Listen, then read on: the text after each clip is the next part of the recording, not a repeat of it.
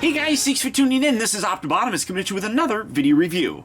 And on today's episode, thanks to the folks at MadGeekCollectibles.com, we're going to be taking a look at their 1/10 scale die-cast mini Flux Capacitor from Back to the Future. Now, many of you know how much I love Back to the Future, even going as far as helping produce a documentary called Back in Time, which if you want to watch it, it's available right now for free on Netflix. So if you want to see the name Optibotimus or my name Paul, both of which are actually in the credits, you can check that out right now. But you know how much of a fan that I am. So when Mad Geek actually contacted me, I literally geeked out.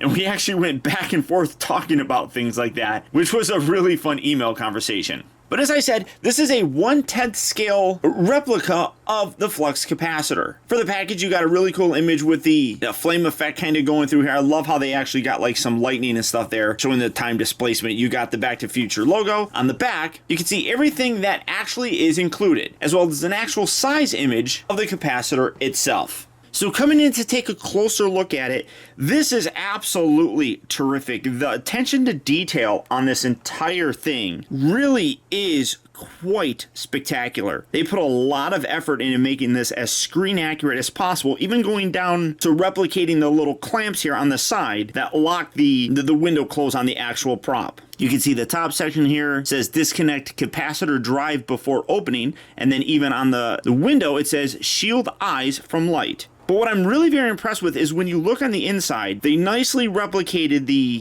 coloring for the hoses here. You can see you got the little orange connector bit with the little yellow wire, and then even the part underneath there is nicely painted gold as it actually was in the film, which is absolutely great that they recreated it. You got the very nice kind of off-white connector bit here at the top, and then you have the gray container itself. So overall, amazing amount of detail on here. As you can see, it is pretty small.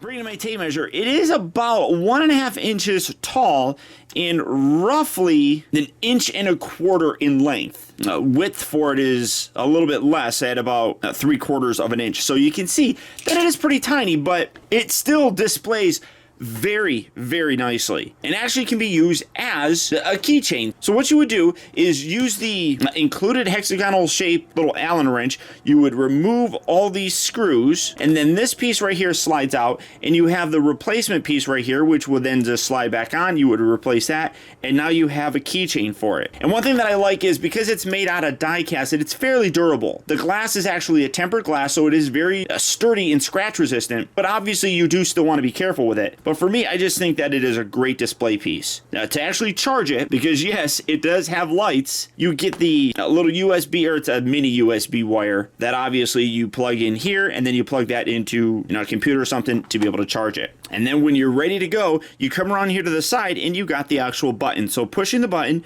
you can see activates it very, very nicely. I love the overall detail that you can really see in there. If I get my camera to actually want to focus on it, that looks absolutely terrific. It'll continue like that for about 20 seconds or so, and you can see very bright lights kind of coming through there. The overall timing on it, like I said, I think is 20 seconds, but you can actually put it on where it will stay on permanently. To do that, turn it on, and then when the lights are actually flashing, hold the button down for about 2 seconds. You'll see a little flash, and now it'll stay on indefinitely for as long as you really have it, or until the batteries die, which honestly, I had this on last night. This lasted for several hours, and I don't even know if it was a full charge out of the package.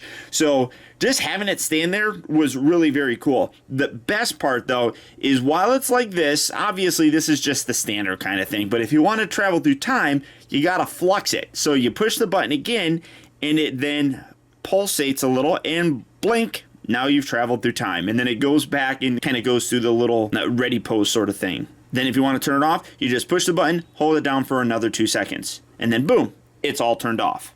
I absolutely adore this thing. I don't think I'm going to necessarily use it on my keychain. More than likely, I'm just going to leave it on my desk and just play with it all the time. But if you're a Back to the Future fan or no one, this is definitely something I would consider. Especially now during the holiday season, this is a perfect stocking stuffer. At $32, you get all of this, and I do feel that that price is really very good, considering that this is, like I said, glass and die cast. You get all the accessories that you need for it, plus it's got the lights. I think it's well worth that price. Now they do have another one that instead of the gray case for it, they have one that's made out of chrome. I believe that one's on back order and that's more of a collector edition one. It's more designed to replicate the stainless steel kind of look of the DeLorean itself in the movie. But right now, this is the one that they have in stock. So if this little thing here is something that you'd like to add to your collection, it is available, as I said, right now at MadGeekCollectibles.com. So all you have to do for that is click on the link down in the video description. You'll go there and you can check out availability on this, or if you're interested in that chrome one, you can check out availability on that.